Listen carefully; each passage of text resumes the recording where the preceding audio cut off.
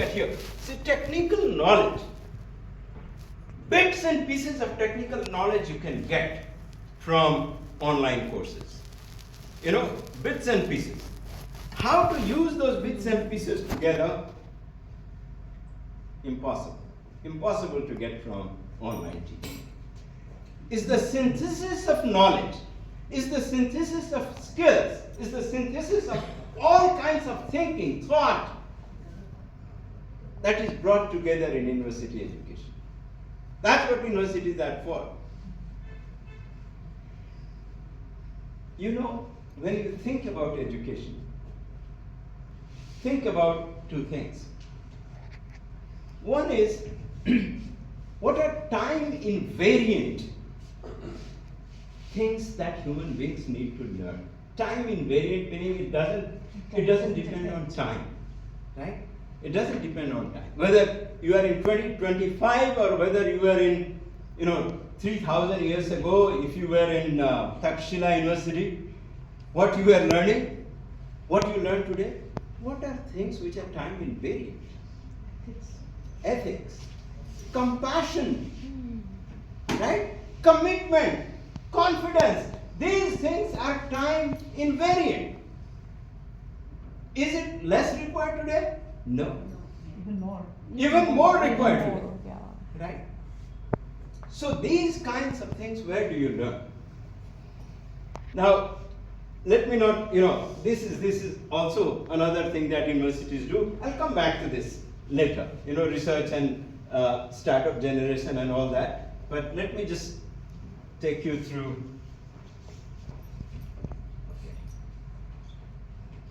Even this is only here to tell you that what you are getting scared about, AI is creating a lot of confusion and fear in the minds of young people, in the minds of educators, in the minds of teachers, professors. It's creating a lot of confusion. It's confusing parents as well, right? That what is going to happen, what is the future, there are going to be lots of losses of jobs, etc. So, you obviously you need to learn AI. It's something, a new technology on the block. Right? Same as when calculators came in, how to calculate. Same as when computers came in, how to use computers. Not any different. It's a technology which is horizontal, cuts across lots of things, and therefore you need to learn about it. All these things, let me not bore you with that. But let me come to essence of university education. I remember 20 years ago, a colleague of mine at Cornell University, a professor, asked me this question. That Arti, if somebody asks you, that what do you do? What is our job? In one sentence, you can only use one sentence. What do universities do? Or what do we do? And I thought for a while, and I told him that universities create, curate, and disseminate knowledge. That's what we do. And that definition has become popular now. He has been talking about it all over the place. Now, creation of knowledge does not come from dreaming. It comes with a lot of hard work. Research. Creation of knowledge, which is research, right? Deep research.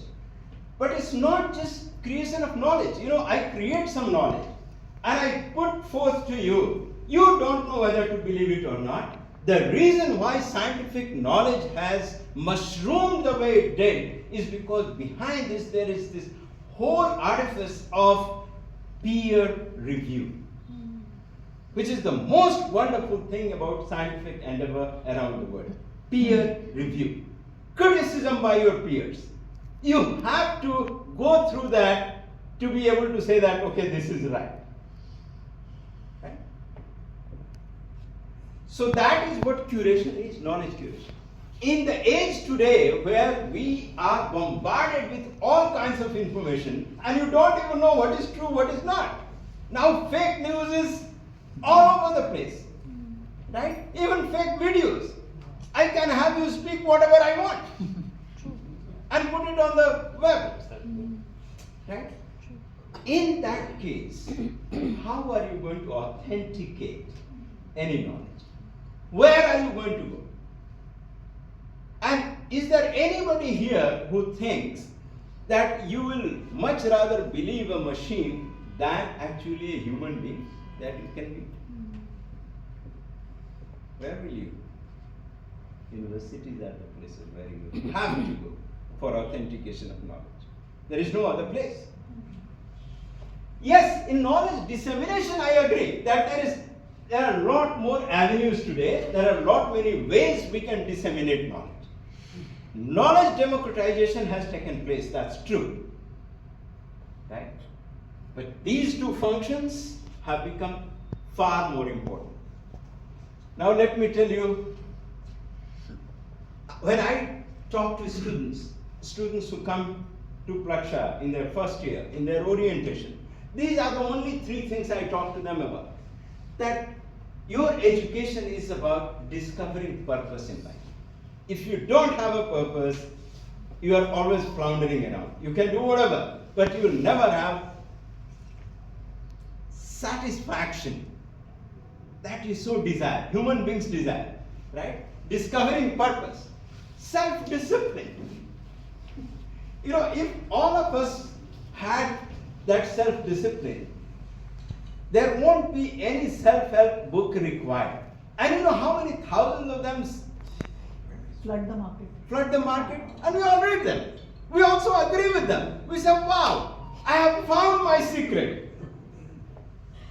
It lasts for 3 days. Right? When everybody knows, 1st of January, every single gym in the country is full. All it takes is 1 week, and they're back to their steady state. Right? Why? Self-discipline. Just this thing, self-discipline. So learning that, and this is a new term that I sort of coined it. FOMO is like all over the place. For those of you uninitiated in the modern terminology, FOMO is fear of missing out. Right? Fear of missing out. It's so intense today that it is even affecting grandfathers, grandmothers. Because the kids keep talking about it all the time. Fear of missing out. How do you can't live your life in fear.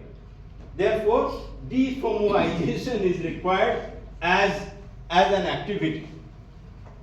Now let me just tell you one thing, what happens in university. All of you who are here, you have gone to university and you remember your days in university or college so fondly. Why is that? Have you asked yourself that? Why do you remember college days so fondly?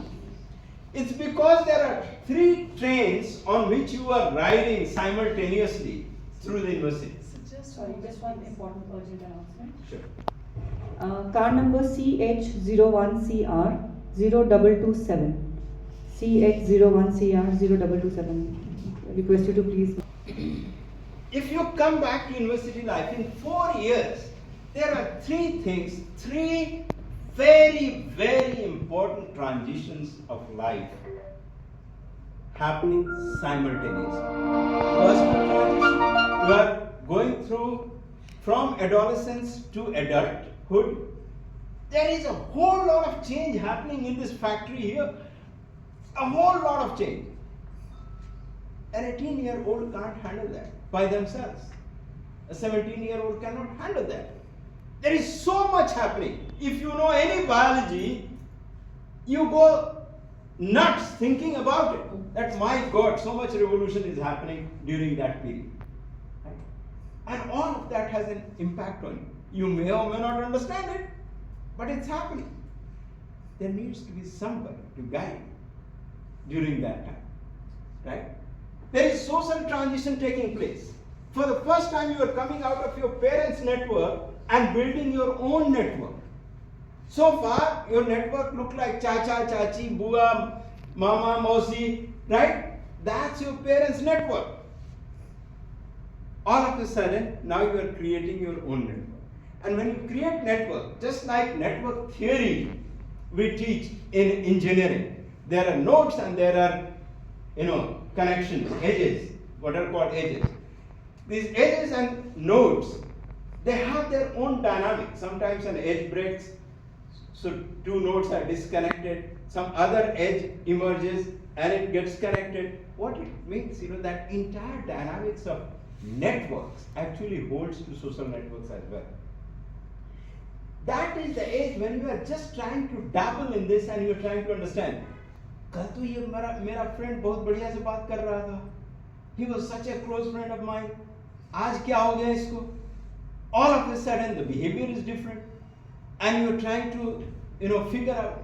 These things are normal at that age. So you are trying to understand how networks work, who is dependable, who is not, etc. And then there is